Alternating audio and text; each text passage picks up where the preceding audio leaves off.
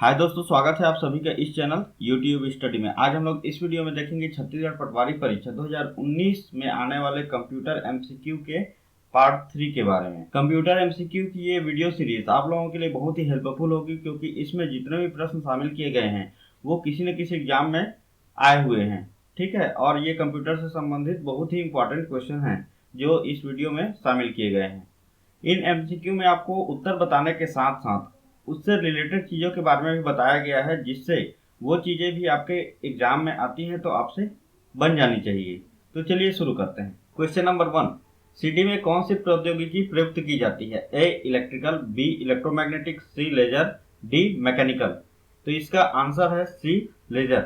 अब इसके पीछे हम लोग कॉन्सेप्ट देख लेते हैं, जिससे आप इस क्वेश्चन का आंसर कभी नहीं भूलेंगे। तो यहाँ पे सबसे पहले हम लोग देख लेते हैं सीडी का फुल फॉर्म। सीडी का फुल फॉर्म होता है कॉम्पैक्ट डिस्क। सीडी एक डिजिटल ऑप्टिकल डिस्क है जिसको डेटा स्टोरेज के लिए उपयोग किया जाता है। सीडी में डेटा स्टोरेज के लिए सीडी एक इस टाइप का गोल प्लास्टिक का होता है, जिसमें डेटा स्टोरेज के लिए हम लोग क्या यूज करते हैं? लेजर बीम का यूज करते हैं। सीडी में जब भी हम लोग डेटा स्टोर करते हैं तो इसमें लेजर बीम से हम लोग डेटा स्टोर करते हैं और इसका रिट्रीवल भी करते हैं। तो हम लोग लेजर बीम के द्वारा डेटा को रिट्रीव करते हैं। तो इस प्रोसेस को हम लोग क्या बोलते हैं? इस प्रोसेस को हम लोग बोलते हैं बर्निंग। इस प्रोसेस को हम लोग सीडी बर्निंग बोलते हैं। तो यहाँ पे हमारा आंसर क्या हो गया?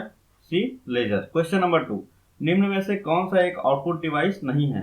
ए प्लॉटर, बी प्रिंटर, सी मॉनिटर, डी टच स्क्रीन। यहाँ पे आंसर है D touch screen. Touch screen में हम लोग टच के द्वारा डेटा को इनपुट के रूप में कंप्यूटर में या मोबाइल में हम लोग प्रोवाइड करते हैं। यहाँ पे प्लॉटर को देख लेते हैं। प्लॉटर क्या होता है? प्लॉटर में हम लोग बैनर या पोस्टर की प्रिंटिंग करनी होती है, तो हम लोग किसका यूज करते हैं? प्लॉटर का यूज करते हैं। प्रिंटर में पता ही है, डॉक्यूमेंट को हम लोग प्रिंट करने के लिए यूज करते हैं। मॉनिटर में सॉफ्ट कॉपी, जो भी चीज रहता है उसको सॉफ्ट कॉपी के लिए हम लोग मॉनिटर का यूज करते हैं। तो ये तीनों हमारे हैं आउटपुट डिवाइस, जबकि हमारा टच स्क्रीन है इनपुट डिवाइस। क्वेश्चन नंबर 3, निम्न में से कौन एक नॉन इम्पैक्ट प्रिंटर है? तो इसका आंसर है सी थर्मल प्रिंटर। थर्मल प्रिंटर एक नॉन इम्पैक्ट प्रिंटर है, क्योंकि इसमें किसी भी प्रकार के पिन का उपयोग या रिबन का उपयोग नहीं किया जाता। इसमें हीट के मदद से एक केमिकल पेपर होता है, उसमें हीट की मदद से हम लोग प्रिंटिंग का काम करते हैं। तो हमारा एक नॉन इम्पैक्ट प्रिंटर कौन सा हो गया? थर्मल प्रिंटर हो गया। जबकि dot matrix printer, drum printer और चैन प्रिंटर, ये तीनों हमारे एक इम्पैक्ट प्रिंटर के एग्जाम्पल हैं। क्वेश्चन नंबर 4, सीडी बनती है ए कार्बोनिल से, बी पॉलीविनाइल क्लोराइड से, सी पॉलीकार्बोनेट प्लास्टिक से, डी सिलिका से। तो यहाँ पे आंसर है पॉलीकार्बोनेट प्लास्टिक से। क्वेश्चन नंबर 5, इनमें से कौन सा विकल्प सही नहीं है? A title bar, B status bar, C properties bar, D down बार। तो आपने कंप्यूटर में टाइटल बार देखा होगा, स्टेटस बार देखा होगा, प्रॉपर्टीज बार देखा होगा, लेकिन डाउन बार आपने कभी नहीं देखा होगा। ठीक है, तो हमारा डाउन बार विकल्प सही नहीं है। क्वेश्चन नंबर 6, एक स्कैनर स्कैन करता है ए इमेज, बी टेक्स्ट, सी ए और बी दोनों, डी उपरोक्त में से कोई नहीं। तो इसका आंसर है सी ए और बी दोनों। एक स्कैनर इमेज को भी और टेक्स्ट को भी, दोनों को स्कैन कर सकता है। स्कैनर क्या होता है इसके बारे में देख लेते हैं। स्कैनर एक इनपुट डिवाइस होता है जो कागज में किसी भी इमेज या टेक्स्ट की डिजिटल फॉर्मेट को ठीक वैसे ही जैसे कागज में होता है, कंप्यूटर में एक डिजिटल रूप में ले आता है। उसको हम लोग स्कैनर बोलते हैं। Question number 7, formatting tool bar में फॉन्ट साइज मिनिमम कितना होता है? ए 4, बी 6, सी 8, डी 10। तो आप MS वर्ड या MS एक्सेल में जाके देख सकते हैं कि फॉर्मेटिंग टूल बार में फॉन्ट का जो साइज वाले कॉलम में आप देखेंगे तो मिनिमम उसमें 8 होता है। क्वेश्चन नंबर 8, डेटा एवं जानकारी निम्न में से अस्थायी रूप से संग्रहित की जाती है? ए डेटाबेस, बी रोम, सी रैम, डी CPU। यहाँ पे ध्यान दीजिए, अस्थायी रूप से बोला है। अस्थायी रूप यानी वोलाटाइल मेमोरी। हमारा रैम एक वोलाटाइल मेमोरी है, तो आंसर हमारा रैम हो जाएगा। रैम का फुल फॉर्म होता है random access memory. Question number 9, निम्न का उपयोग करके हार्ड कॉपी तैयार की जाती है? हार्ड कॉपी क्या होता है उसको देख लेते हैं। हार्ड कॉपी होता है पेपर पर आउटपुट, जबकि मॉनिटर पर आउटपुट जो होता है उसको हम लोग सॉफ्ट कॉपी बोलते हैं। तो यहाँ पे type writer, A type writer, B dot matrix printer, C laser printer, D all of the above. तो टाइपराइटर में भी हम लोग पेपर में आउटपुट हमको मिलता है, डॉट मैट्रिक्स प्रिंटर में भी हमको पेपर में आउटपुट मिलता है, लेजर प्रिंटर में भी पेपर में आउटपुट मिलता है। इसका आंसर हो जाएगा D, all of the above. Question number 10, निम्न में से कौन सा न्यूनतम स्टोरेज क्षमता रखता है?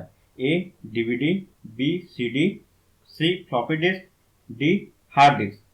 तो यहाँ पे इसका आंसर है C floppy disk. Floppy disk की स्टोरेज क्षमता होती है 1.44 MB, जो आजकल उपयोग में नहीं लाई जाती है। ठीक है, इसकी बहुत ही कम स्टोरेज क्षमता होती है।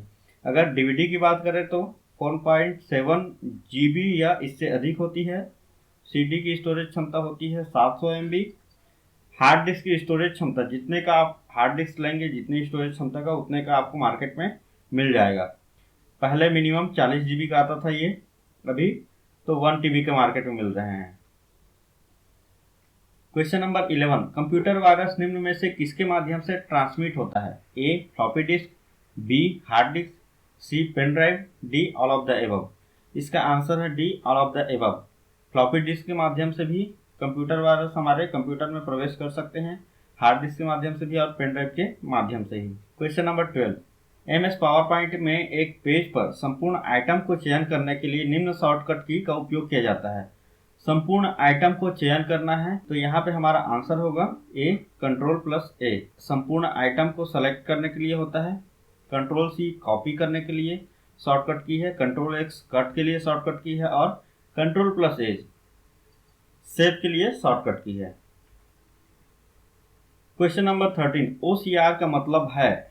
A optical character recognisers, B optical character reader, C optional character recognisers, D उपरोक्त में से कोई नहीं। तो यहाँ पे हमारा आंसर है ऑप्टिकल कैरेक्टर रिकॉग्नाइजर्स। OCR होता क्या है, इसको आप लोग जान लीजिए। OCR कंप्यूटर द्वारा प्रिंटेड टेक्स्ट, कंप्यूटर का अगर आप प्रिंटर के माध्यम से कागज में आप लोग ले लिए तो OCR की मदद से, OCR एक ऐसी डिवाइस होती है जो यहाँ पे जो लिखा रहेगा, मान लीजिए यहाँ पे लिखा है YouTube, तो वो उस डिवाइस के माध्यम से इसको हम लोग पढ़ सकते हैं और कंप्यूटर में फिर से डिजिटल रूप में उसको ASCII ASCII कोड में हम लोग लिख सकते हैं। ठीक है, तो जो प्रिंटेड टेक्स्ट इसके माध्यम से रिकॉग्नाइज कर सकते हैं। Question number 14, documents, movies, images एवं फोटोग्राफ्स को स्टोर किया जाता है? ए एप्लीकेशन सर्वर में, बी वेब सर्वर में, सी प्रिंट सर्वर में, डी फाइल सर्वर में।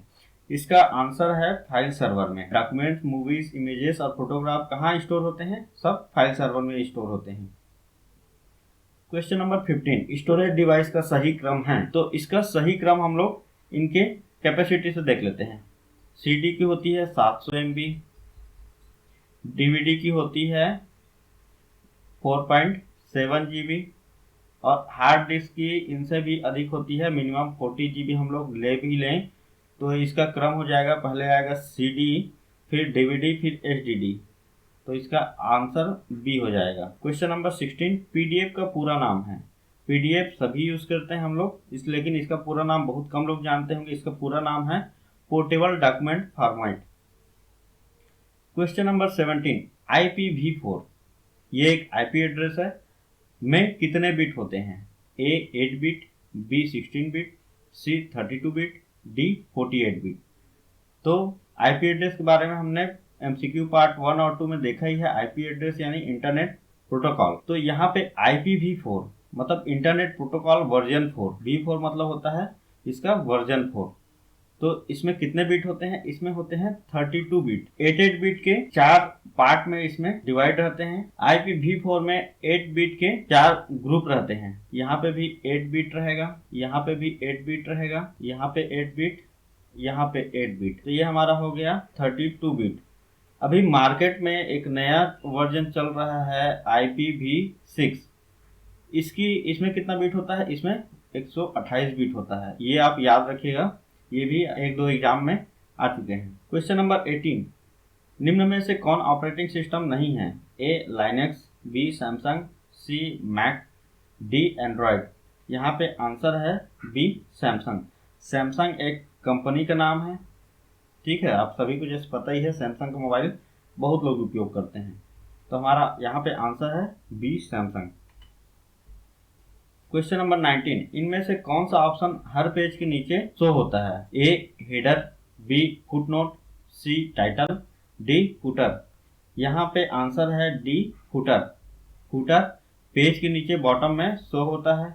और हेडर कहाँ पे शो होता है? हेडर पेज के ऊपर शो होता है। क्वेश्चन नंबर 20, यूआरएल का पूरा नाम है A uniform resource location, B uniform resource locator, C universal resource locator, D universal resource location. इसका आंसर है यूनिफॉर्म रिसोर्स लोकेटर। अब यहाँ पे देख लीजिए यूआरएल क्या होता है। यूआरएल पता ही होगा, जैसे नहीं पता होगा तो जो हम लोग किसी भी वेबसाइट के एड्रेस के लिए हम लोग देखते हैं, जैसे कि http:// जो भी लिखा रहता है, ये एक हमारा क्या है? ये एक यूआरएल है, ठीक है, यूनिफॉर्म रिसोर्स लोकेटर। तो ये हो गए एमसीक्यू पार्ट 3 के 20 क्वेश्चन। धन्यवाद।